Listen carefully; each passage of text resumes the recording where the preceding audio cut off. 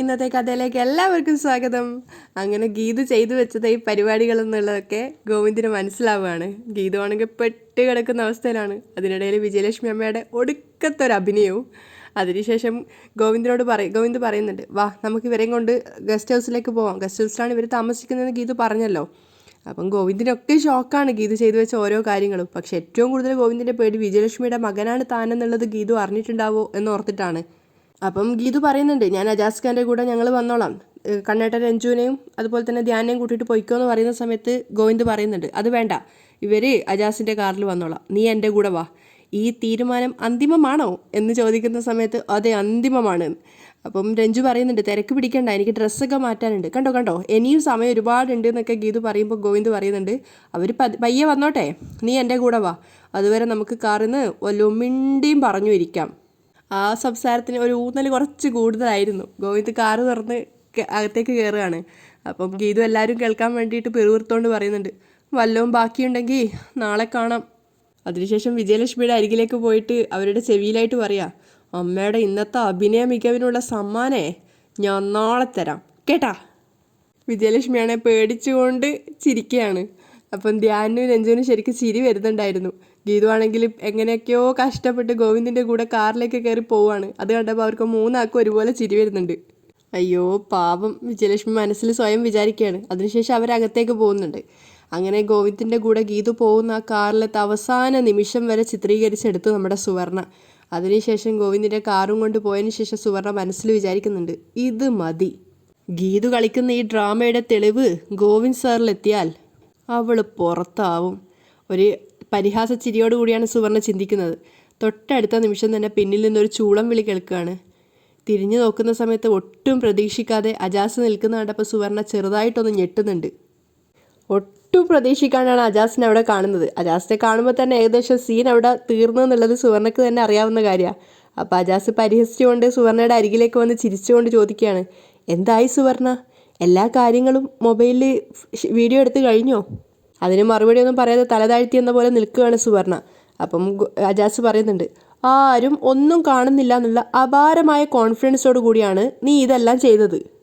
പക്ഷേ നിന്റെ ഈ പഴയ പാർട്ട്ണറുടെ കണ്ണ് ഒരു പരുന്തിൻ്റെ കണ്ണാണെന്നുള്ള കാര്യം നീ അങ്ങ് മറന്നുപോയി. നീ ഇവിടെ ചെയ്യുന്നതൊക്കെ കണ്ട് മാനത്ത് റാഗി പറക്കുകയായിരുന്നു ഞാൻ.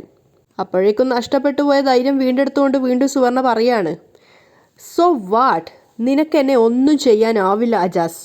ആഹാ, are you sure? Confidence? Ajaz ചോദിക്കുകയാണ്. അപ്പം വീണ്ടും സുവർണ പറയുന്നുണ്ട്, ഷുവർ. അപ്പോഴേക്കും ചിരിച്ചുകൊണ്ട് അജാസ് സുവർണയുടെ കയ്യിലിരിക്കുന്ന ഫോൺ തട്ടിപ്പറിക്കുകയാണ്. സുവർണ ഒട്ടും പ്രതീക്ഷിച്ചിട്ടുണ്ടായിരുന്നില്ല അങ്ങനെ ഒരു നീക്കത്തെ പറ്റി. അപ്പോൾ സുവർണ പിന്നാലെ പോയിട്ട് അവനുമായിട്ട് തല്ലു പിടിക്കുകയാണ് ആ ഫോണിന് വേണ്ടിയിട്ട്. അജാസ് ഇങ്ങത്തോ, തരാനല്ലേ പറഞ്ഞേ. അപ്പോൾ അജാസ് പറയുന്നുണ്ട്, ഇത് ഇനി എൻ്റെ കയ്യിലിരിക്കട്ടെ. അജാസ് കളിക്കരുത്, വില പിടിച്ച് ഒരുപാട് രേഖകൾ ഇതിനകത്തുണ്ട്, അതിങ്ങ് തിരിച്ചു താ. അപ്പോൾ അജാസ് പരിഹാസത്തോടെ പറയാണ്, ഓ എങ്കിൽ ഈ ഫോൺ ഇനി അങ്ങ് മറന്നേക്ക്, അതാ നല്ലത്. അപ്പോൾ സുവർണ പറയുന്നുണ്ട്, ഇതെല്ലാം നിൻ്റെയും ഗീതുവിൻ്റെ നാടകമാണെന്ന് ഞാൻ കണ്ടതെല്ലാം ഗോവിന്ദ് സാറിനോട് ഞാൻ പറഞ്ഞു കൊടുക്കും, നീയും ഗീതുവും പുറത്താവും. അത് കേട്ടതും അജാസ് പൊട്ടിച്ചിരിക്കുകയാണ്. അപ്പോൾ സുവർണക്ക് കാര്യം മനസ്സിലായില്ല. അപ്പോൾ അജാസ് പറയുന്നുണ്ട്, മോളെ സുവർണേ, കിഷോർ ഇഷ്യൂവിൽ നിനക്ക് ഗീതുവിനോടൊരു കലിപ്പ് തോന്നി, അതിൻ്റെ പുറത്താ നീ ഇല്ലാ കഥ പറയുന്നതെന്ന് ഗോവിന്ദ് സാറിന് മനസ്സിലാവും. ഇനിയിപ്പോൾ അഥവാ സാറ് നിന്നെ വിശ്വസിക്കുകയാണെങ്കിൽ നിന്റെ മുന്നിൽ വന്നു നിന്ന് ഞാൻ സൂയിസൈഡ് ചെയ്യും. അത്രയും കോൺഫിഡൻസോട് കൂടിയാണ് അജാസ് പറയുന്നത്. ബെറ്റുണ്ടോ? അപ്പോൾ സുവർണ ഇങ്ങനെ അജാസിനെ തന്നെ നോക്കി നിൽക്കുന്നുണ്ട്. അപ്പോൾ അജാസ് പറയാണ്, വേഗം സ്റ്റാൻഡ് വിട്. അപ്പം സുവർണ വീണ്ടും തോറ്റു കൊടുക്കാൻ ഭാവമില്ലാതെ പറയാണ്, നീ ഗീതുവിൻ്റെ വാലാട്ടിപ്പട്ടിയാണെന്നറിഞ്ഞാൽ രാധിക മാം നിന്നെ ഷൂട്ട് ചെയ്യും. അപ്പം അജാസും പറയുന്നുണ്ട്, ഏത് ഇരുട്ടിൻ്റെ മറവിൽ നിന്നും എനിക്ക് നേരെ ഒരു ആയുധം പാഞ്ഞു വരാം, അതറിഞ്ഞിട്ട് തന്നെ അജാസ് കളിക്കുന്നത്, അതുകൊണ്ട് ഒട്ടും ഭയമില്ല. എങ്കിൽ നീ ഓർത്തോ, ഇരുട്ടിൽ നിന്നും നിനക്ക് നേരെ ആയുധം പായിക്കുന്നത് ഞാൻ തന്നെ ആയിരിക്കും. സുവർണ വെല്ലുവിളിക്കുകയാണ്. അപ്പോഴും പൊട്ടിച്ചിരിച്ചുകൊണ്ട് അജാസ് പറയാണ്, നീ ഇനി എന്തൊക്കെ പറഞ്ഞാലും ശരി, ഈ ഫോൺ ഇനി നിനക്ക് കണി കാണാൻ കിട്ടില്ല. വീണ്ടും സുവർണ പറയുന്നുണ്ട്, ചാകാൻ തയ്യാറായിക്കോടാ. ഓ അങ്ങനെ ആയിക്കോട്ടെ. അജാസ് അതിനെ പുച്ഛിക്കുകയാണ്. എന്നിട്ടാണ് സുവർണ അവിടുന്ന് പോകുന്നത്. അപ്പോൾ അജാസ് വിചാരിക്കുന്നുണ്ട്, വിജയലക്ഷ്മി മാമിൻ്റെ മകളാണ് രഞ്ജു എന്നുള്ളത് രാധിക മാം തിരിച്ചറിഞ്ഞു കഴിഞ്ഞു. അതുകൊണ്ടാണ് സുവർണ ഇവിടെ എത്തിയത്. ഈ വിവരം ഗീതുവിനെ അറിയിക്കണം. ശത്രുവിന് ഒന്നും അറിയില്ലെന്ന് കരുതി മുന്നോട്ട് പോകുന്നത് അപകടമാണ്. ഗീതുവും ഗോവിന്ദും കൂടെ കാറിൽ പോവാണ്. ഒന്നും സംസാരിക്കുന്നില്ല രണ്ടുപേരും. പക്ഷേ ഗീതുവിന് അറിയാം ഉറപ്പായിട്ടും കണ്ണേട്ടൻ എന്നെ വൈകാതെ ചീത്ത വിളിക്കും. പക്ഷേ ഗോവിന്ദിൻ്റെ മുഖം ഇങ്ങനെ ആയിട്ട് നിൽക്കുകയാണ്. അപ്പോൾ ഗീതു വിചാരിക്കുന്നുണ്ട് ഈ മൂഡൊന്ന് മാറ്റാൻ എന്താ വഴി എന്നൊക്കെ വിചാരിച്ചുകൊണ്ടൊരു പ്രണയഗാനമൊക്കെ വെക്കുകയാണ്. പക്ഷേ ഗോവിന്ദ് ദേഷ്യം പിടിച്ച് അത് ഓഫ് ചെയ്യാൻ പറയുന്നുണ്ട്. അപ്പോൾ ഗീതു പറയുന്നുണ്ട് എനിക്ക് സാധകം ചെയ്യണം. സാധകോ? വൈകിട്ട് കൃത്യം 5 മണിക്ക് എനിക്ക് പാട്ട് കേട്ട് കൂടെ പാടണം. ഇന്നാണെങ്കിൽ 2 മിനിറ്റ് വൈകി. നിനക്ക് കേൾക്കാനുള്ള പാട്ട് ഞാൻ പാടിത്തരാം. ഒന്ന് റിസോർട്ടിലെത്തട്ടെ, പിന്നീട് നിനക്ക് ഒരിക്കലും സാധകം ചെയ്യേണ്ടി വരില്ല. അപ്പോൾ ഗീതു വിഷയം മാറ്റാൻ വേണ്ടി പറയുന്നുണ്ട്. റിസോർട്ടിൽ ചെന്ന് പാടാൻ പറ്റുന്നത് ലവ് സോങ്ങാ. ഏത് പാട്ടാ, ഏത് ലവ് സോങ്ങാ കണ്ണേട്ടൻ പാടിത്തരുന്നേ? അപ്പോഴേക്കും റിസോർട്ടിലെത്തിയിട്ടുണ്ടായിരുന്നു. വണ്ടി നിർത്തിയിട്ട് പാട്ട് ഓഫാക്കിയിട്ട് ഗോവിന്ദ് പറയാണ്, നീ ഇതുവരെ കേട്ടിട്ടില്ലാത്ത എല്ലാ വാക്കുകളും കൂട്ടിച്ചേർത്തിട്ട് ഒരു ക്ലൈമാക്സ് സോങ്. ക്ലൈമാക്സ് സോങ്ങോ? ക്ലൈമാക്സ് പാട്ട്. ആ പാട്ട് കേട്ട് കഴിഞ്ഞാൽ പിന്നെ നീ ഒരിക്കലും പാട്ടിനെ കുറിച്ച് ചിന്തിക്കില്ല. ചിന്തിച്ചാ അപ്പം ഞെട്ടലായിരിക്കും. അപ്പോൾ ഗീതു പറയാം, എൻ്റെ സംഗീതവും ജീവിതവും കണ്ണേട്ടന് വേണ്ടി ത്യാഗം ചെയ്ത് ഞാനപ്പോൾ വെറും കോഞ്ഞാട്ട. അപ്പോൾ ഗോവിന്ദ് പറയാം, അല്ലെ പിന്നെ നീ പിന്നെ വലിയ പനമണ്ടയായിരുന്നോ? നീ ശരിക്കും കോഞ്ഞാട്ടയല്ല, വെറും പേട്ട് തേങ്ങ. ഗീതുവിന് ദേഷ്യം കയറി വരുന്നുണ്ടായിരുന്നു. അതുകൊണ്ട് അനങ്ങാതിരിക്കുക ദേഷ്യത്തോടെ. അപ്പോൾ ഗോവിന്ദ് വീണ്ടും ചോദിക്കുക, എന്താ മുണ്ടാട്ട മുട്ടിയാ? അപ്പോൾ ഗീതു പറയാം, മൗനം വിദ്വാന് ഭൂഷണം. അങ്ങനെയല്ല, ചില പഠിച്ച കളികൾക്കും ഇതൊരു ഭൂഷണമാണ്. രണ്ടുപേരും അങ്ങോട്ടും ഇങ്ങോട്ടും മുഖം തിരിച്ചിരിക്കുക. അപ്പോൾ ഗീതു വിചാരിക്കുന്നുണ്ട്, എന്താ ഇത്ര കലിപ്പ്? കാര്യങ്ങളെല്ലാം ഞാൻ മനസ്സിലാക്കിയെന്ന് അറിഞ്ഞു കാണുമോ? അതൊന്നും മനസ്സിലായതായി ഞാൻ ഭാവിക്കേയില്ല. അതേസമയം ഗോവിന്ദും ചിന്തിക്കുകയാണ്, ഞാനും വിജയലക്ഷ്മിയും തമ്മിലുള്ള ബന്ധം അറിഞ്ഞിട്ടാണോ ഈ രീതിയിലുള്ള ഇവളുടെ പ്രതികരണം?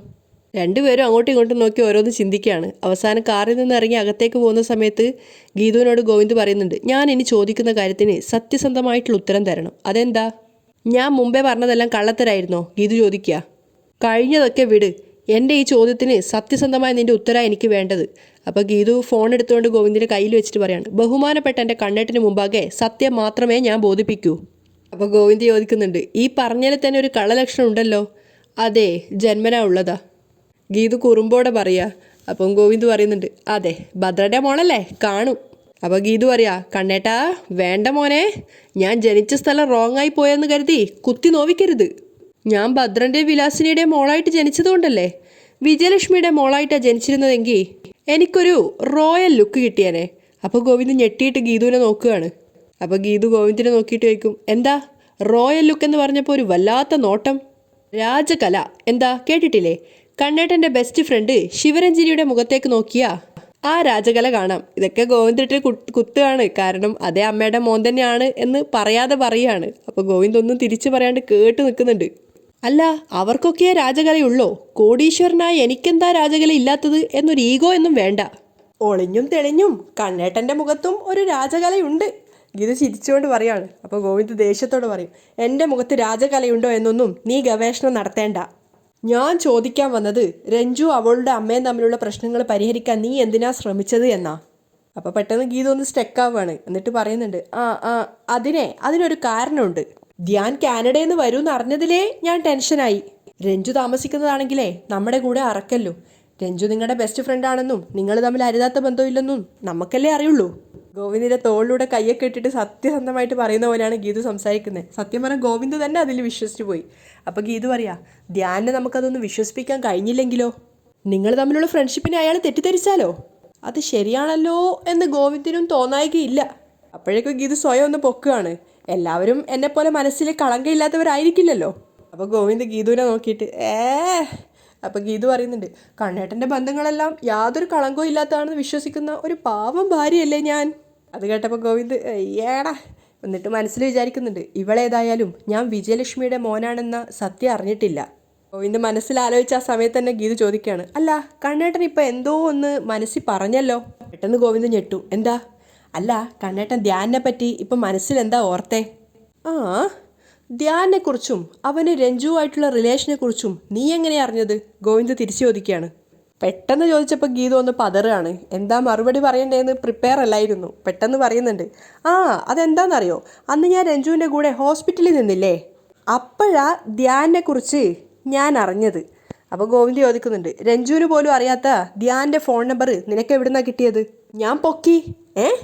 അത് കുറച്ച് ദിവസം മുമ്പ് കണ്ണേട്ടൻ്റെ കണ്ണിലേക്കൊരു ദിവ്യപ്രകാശം വന്നില്ലേ, അപ്പോൾ ഗോവിന്ദ് ഇങ്ങനെ അതിശയത്തോടെ കേട്ട് നിൽക്കുകയാണ്, ഇവിടെ എന്താ പറയാൻ പോകുന്നത്. അപ്പോൾ ഗീതു പറയാം, ആ പ്രകാശം ദൈവം നേരിട്ട് അയച്ചതല്ല, ഞാൻ എൻ്റെ മൊബൈലിലെ ഫ്ലാഷ് ലൈറ്റ് അടിച്ചതാ.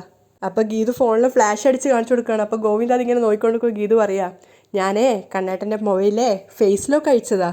സത്യമായിട്ട് ഗോവിന്ദ് ഞെട്ടിയിട്ട് വാ പൊളിച്ച് കേട്ട് നിൽക്കുകയാണ്. ദൈവമേ, ഇങ്ങനെയായിരുന്നോ എന്നുള്ള അർത്ഥത്തിൽ. മാത്രമല്ല അന്നത്തെ ആ ഒരു ദിവസം വീണ്ടും ആലോചിക്കുകയാണ്. പ്രകാശം കണ്ണിലേക്ക് വന്നപ്പോൾ അത് പ്രകാശമാണെന്ന് വിചാരിച്ച ആ ഒരു സീന്. എന്നിട്ട് ദേഷ്യത്തോടെ ഗീതുവിനോട് ചോദിക്കുന്നുണ്ട്, നീ എൻ്റെ ഫോണും ചോർത്തിയല്ലേ? അപ്പോൾ ഗീതു ചിരിച്ചുകൊണ്ട് പറയാണ്, ഒരു നല്ല കാര്യത്തിന് വേണ്ടി ആയതുകൊണ്ട് അത് കുറ്റമല്ല യുവർ ഓണർ. ലക്ഷ്യം മാർഗത്തെ സാധൂകരിക്കുന്നു എന്നല്ലേ കണ്ണേട്ടൻ പറഞ്ഞിരിക്കുന്നത്? ഞാനെപ്പോൾ പറഞ്ഞു? ഈ കണ്ണേട്ടനല്ല, സാക്ഷാൽ ഭഗവാൻ കൃഷ്ണൻ. ഗീതുവിൻ്റെ ആ കുറുമ്പൊക്കെ ശരിക്കും ഗോവിന്ദ് എൻജോയ് ചെയ്യുന്നുണ്ടായിരുന്നു. അതിനുശേഷം പുഞ്ചിരിച്ചുകൊണ്ട് പറയാണ്, നീ എന്ത് പറഞ്ഞാണ് ധ്യാൻ ഇവിടെ എത്തിച്ചതെന്ന് എനിക്കറിയില്ല, പക്ഷെ ചെയ്തത് നല്ല കാര്യമാണ്. എൻ്റെ ആഗ്രഹം പോലെ ധ്യാൻ രഞ്ജുവിനെ സ്വീകരിക്കുമെങ്കിൽ അതിന് എന്ത് ചെയ്യാനും ഞാൻ തയ്യാറാ. അപ്പോൾ ഗീതു പറയാ, ധ്യാൻ എപ്പോഴേ അവളെ സ്വീകരിച്ചു കഴിഞ്ഞു. രഞ്ജുവിൻ്റെ കണ്ണടയും വരെ ധ്യാൻ അവൾക്കൊപ്പം ഉണ്ടാവും. കാമുകനായോ ഭർത്താവായോ എങ്ങനെയോ. അത് ശരിക്കും ഗോവിന്ദനെ സർപ്രൈസ് ആക്കിയിട്ടുണ്ടായിരുന്നു. കാരണം ധ്യാൻ എങ്ങനെ കാര്യങ്ങൾ പറഞ്ഞ് മനസ്സിലാക്കും എന്നുള്ളത് ഗോവിന്ദനൊരു സംഭവം തന്നെയായിരുന്നു. എനിക്ക് എന്തെങ്കിലും അവൾക്ക് വേണ്ടി ചെയ്യണം. ഗോവിന്ദ് പറയുമ്പോൾ ഗീതു ചോദിക്കുക, എന്ത് ചെയ്യാൻ? അപ്പോഴേക്കും ഗോവിന്ദിൻ്റെ ഫോണിൽ അവരവിടെ എത്തിയെന്ന് പറഞ്ഞിട്ട് വിളി വരികയാണ്. അപ്പോൾ രണ്ടുപേരും കൂടെ അങ്ങോട്ടേക്ക് പോകുന്നുണ്ട്. അവർ രണ്ടുപേരും അവിടെ ചേർന്ന് നിൽക്കുന്ന കണ്ടപ്പോൾ ഗോവിന്ദിന് ഭയങ്കര സന്തോഷമാവുന്നുണ്ട്. അതിനൊപ്പം തന്നെ സങ്കടവും. ഇത് ഒരുപാട് കാലം ആസ്വദിക്കാൻ രഞ്ജുവിന് പറ്റില്ലല്ലോ എന്ന് ഓർത്തിട്ട് അവരുടെ അടുത്തെത്തിയ സമയത്ത് രഞ്ജുവിനോടും ധ്യാനോടുമായിട്ട് പറയാണ്, നിങ്ങളുടെ സന്തോഷത്തിന് വേണ്ടിയിട്ടാണ് ഞങ്ങൾ ഇങ്ങോട്ടേക്ക് വന്നത്. അപ്പോൾ ഗീതുവും പറയുന്നുണ്ട്, അതിനിടയിൽ ഞങ്ങൾ അവിടെ ഇവിടെയും കാണുമെന്ന് മാത്രം. അപ്പോൾ രഞ്ജു ചിരിച്ചുകൊണ്ട് പറയുന്നുണ്ട്, ഞങ്ങളുടെ പേര് പറഞ്ഞ് നിങ്ങളാ ശരിക്കും എൻജോയ് ചെയ്യുന്നേ. ധ്യാനിന് ഒരാഴ്ചത്തെ ലീവ് കൂടിയേ ഉള്ളൂ. അതിനു മുമ്പ് കാര്യങ്ങൾ സംസാരിച്ച് ധാരണയിലാക്കണ്ടേ? രഞ്ജു ചോദിക്കുകയാണ്. ഗോവിന്ദ് എന്തെങ്കിലും പറയാൻ ശ്രമിക്കുന്നതിന് മുന്നേ തന്നെ ആയിട്ട് ഗീതു വേഗം ഇടയിൽ കയറുകയാണ്. മാരേജിൻ്റെ കാര്യമല്ലേ, കുറച്ചു കാലം കൂടി ഇങ്ങനെ പാറി പറന്ന് തുമ്പികളെ പോലെ നടന്നിട്ട് പോരെ? അപ്പോൾ രഞ്ജു ചിരിച്ചുകൊണ്ട് പറയാണ്, അതിനൊരു തുമ്പി കാനഡയിലേക്ക് പോവുമല്ലേ, പിന്നെ ഞാൻ എങ്ങനെയാണ് ഒറ്റയ്ക്ക് പാറി പറക്കാൻ? അപ്പോൾ ഗീതു പറയാ, അകലത്തിരുന്ന് പ്രണയിക്കുന്നതിൻ്റെ സുഖം കൂടി അറിയണ്ടേ? അപ്പോൾ ഗോവിന്ദ് പറയാ, പറയുന്ന ആള് ഇതൊക്കെ അനുഭവിച്ചു വന്നിരിക്കുകയാണെന്ന് തോന്നുമല്ലോ.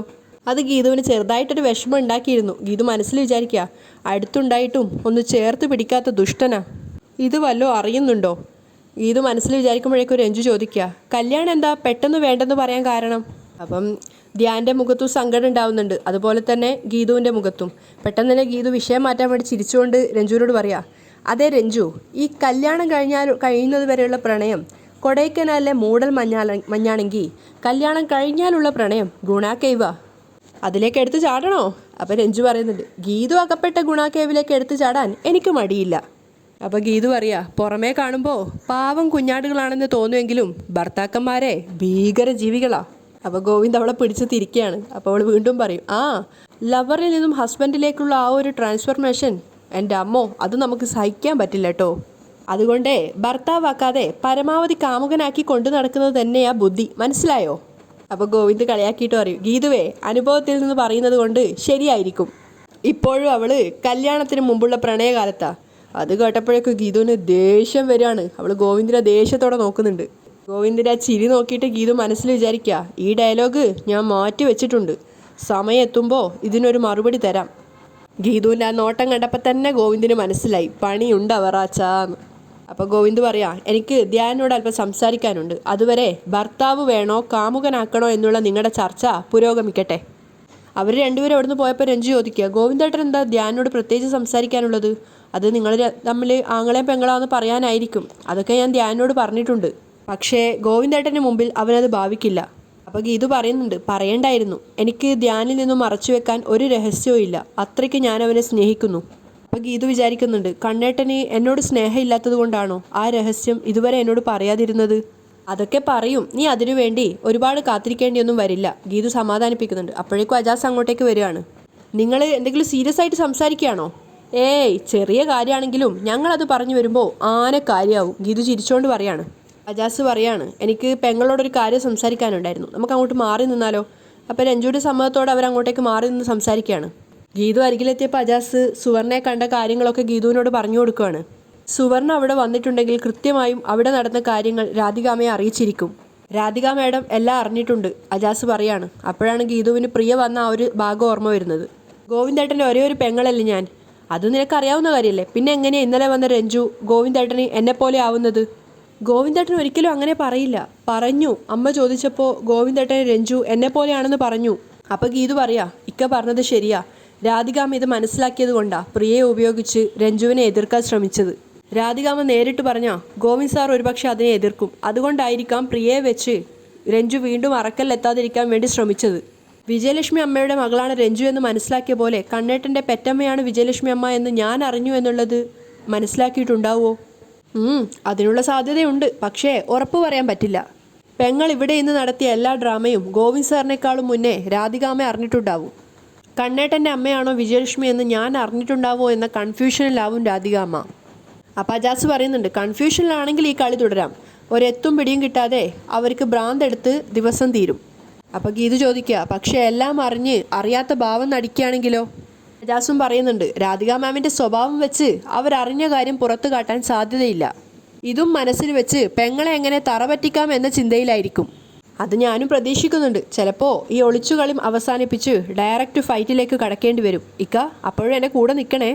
അപ്പോൾ അജാസും വാക്ക് കൊടുക്കുകയാണ്, ഗോവിന്ദ് സാറിനെ വേദനിപ്പിക്കാത്ത എന്തിനും ഞാൻ പെങ്ങൾക്കൊപ്പം ഉറച്ചു നിൽക്കും. അതേസമയം ഗോവിന്ദിനൊപ്പം സംസാരിക്കാൻ പോയ ധ്യാൻ പറയുന്നുണ്ട്, ഗോവിന്ദ് സാറും ഗീതാഞ്ജലിയും രഞ്ജുവിന് കൊടുക്കുന്ന സപ്പോർട്ടാണ് അവളെ ജീവിക്കാൻ പ്രേരിപ്പിച്ചത്. അപ്പോൾ ഗോവിന്ദ് പറയുന്നുണ്ട്, പ്രതീക്ഷകളാണ് ധ്യാൻ ഒരാളെ ജീവിക്കാൻ പ്രേരിപ്പിക്കുന്നത്. രഞ്ജുവിൻ്റെ മുഴുവൻ പ്രതീക്ഷകളും ധ്യാനായിരുന്നു. അതിൻ്റെ വെറുപ്പാണ് ധ്യാനെ തന്നിൽ നിന്ന് അകറ്റിയ അമ്മയോട്. എൻ്റെ കൂടെപ്പിറപ്പിനെ പോലെയാണ് രഞ്ജു. ഗോവിന്ദ് പറഞ്ഞപ്പോൾ ധ്യാൻ പറയുന്നുണ്ട്, എനിക്കറിയാം, രഞ്ജു എന്നോടെല്ലാം പറഞ്ഞിട്ടുണ്ട്. ഇത് കേട്ടപ്പോൾ ഗോവിന്ദ് ചെറുതായിട്ടൊന്ന് ഞെട്ടുകയാണ്. അവൾ എന്തൊക്കെയാണ് പറഞ്ഞിരിക്കുന്നത്? അപ്പോൾ ധ്യാൻ പെട്ടെന്ന് വിചാരിക്കുകയാണ്, സത്യങ്ങൾ അറിഞ്ഞു എന്നുള്ളത് ഗോവിന്ദേട്ടൻ അറിയണ്ട. അപ്പം വേഗം ധ്യാൻ പറയുന്നുണ്ട്, അല്ല, രഞ്ജുവിന് ഗോവിന്ദേട്ടൻ സ്വന്തം ഏട്ടനെ പോലെയാണെന്ന്. അപ്പോൾ ഗോവിന്ദിന് ചെറുതായിട്ടൊരു സമാധാനമാവുകയാണ്. രഞ്ജുവിൻ്റെ അമ്മയുമായിട്ട് എനിക്ക് ചില അഭിപ്രായ വ്യത്യാസങ്ങളുണ്ട്. അവർ കുറച്ചു കാലം എൻ്റെ അച്ഛൻ്റെ ബിസിനസ് പാർട്ട്ണറായിട്ടുണ്ടായിരുന്നു. അച്ഛനൊരു ഫിനാൻഷ്യൽ ക്രൈസിസ് വന്നപ്പോൾ അവർ ആ പാർട്ട്ണർഷിപ്പ് ഉപേക്ഷിച്ച് പോയി. അച്ഛൻ്റെ ഡയറിയിൽ അവർക്ക് കൊടുക്കാനുള്ള ഒരു പണം എഴുതി വെച്ചിട്ടുണ്ടായിരുന്നു. അതിപ്പോൾ ഒരു വലിയ തുകയായിട്ടുണ്ട്. പക്ഷേ ഞാനത് അവർക്കൊരിക്കലും കൊടുക്കില്ല. അത് ഞാൻ രഞ്ജുവിന് കൊടുക്കാമെന്നാണ് വിചാരിക്കുന്നത്. അപ്പോൾ ധ്യാൻ പറയുന്നുണ്ട്, അതൊക്കെ ഗോവിന്ദേട്ടനും ആൻറ്റിയും തമ്മിൽ തീർക്കേണ്ട കണക്കുകളല്ലേ, അതിലെന്തിനാണ് ഞങ്ങളെ ഉൾപ്പെടുത്തുന്നത്? അപ്പോൾ ഗോവിന്ദ് പറയുന്നുണ്ട്, എപ്പോൾ വേണേലും സ്വന്തം നാട്ടിലേക്കും വീട്ടിലേക്കും തിരിച്ചു വരാമെന്ന് കരുതിയിട്ടാണ് ഓരോരുത്തരും വിദേശത്തേക്ക് പോകുന്നത്. എനിക്കറിയാം നിനക്ക് ഇവിടെ തന്നെ ജീവിക്കാനാണ് ആഗ്രഹമെന്ന്. അതുകൊണ്ട് ആ പണം കൊണ്ട് നീ ഇവിടെ ഒരു ബിസിനസ് ചെയ്യ്. എന്തിനാ മറ്റുള്ള രാജ്യത്ത് പോയി മറ്റുള്ള കോർപ്പറേറ്റ് ബിസിനസ്സുകളുടെ അടിമയായിട്ട് ജീവിക്കുന്നത്? അപ്പോൾ ധ്യാനും പറയുന്നുണ്ട്, കാനഡയിലേക്ക് തിരിച്ചു പോകണമെന്ന് ഞാനും ആഗ്രഹിക്കുന്നില്ല. അപ്പോൾ ഗോവിന്ദിന് സന്തോഷമാവാണ്, നിങ്ങൾ ഇവിടെ താമസിക്കേണ്ട അതിനുള്ള ഫെസിലിറ്റീസൊക്കെ ഞാൻ ചെയ്തു തരാം. അപ്പോൾ ധ്യാൻ ചോദിക്കുന്നുണ്ട്, ഗോവിന്ദേട്ടൻ എന്താ വിചാരിക്കുന്നത്? മരണം തൊട്ടടുത്ത് നിൽക്കുന്ന രഞ്ജുവിനെ ഞാൻ കല്യാണം കഴിക്കണം എന്നാണോ? അവൾ പറഞ്ഞാൽ ഞാൻ നാളെ കല്യാണം കഴിക്കും. പക്ഷെ അതിന് കോടികളുടെ ഓഫറിൻ്റെ ഒന്നും ആവശ്യമില്ല. അപ്പോൾ ഗോവിന്ദ് ചമ്മിയ പോലെ പറയുന്നുണ്ട്, ധ്യാൻ്റെ ത്യാഗത്തിന് പകരമായി എന്തെങ്കിലും ചെയ്യണമെന്നേ ഞാൻ ഉദ്ദേശിച്ചുള്ളൂ. സ്നേഹം എങ്ങനെയാണ് ഗോവിന്ദേട്ടാ ത്യാഗമാവുന്നത്? ഞാൻ ഇവിടുന്ന് പോയതും അവളോടുള്ള സ്നേഹം കൊണ്ടാ. സ്നേഹിച്ചവൻ ചതിച്ചിട്ട് പോയി എന്നുള്ള വാശിയിൽ അവൾ കുറച്ചു കാലം കൂടി ജീവിക്കട്ടെ എന്ന് കരുതിയാ.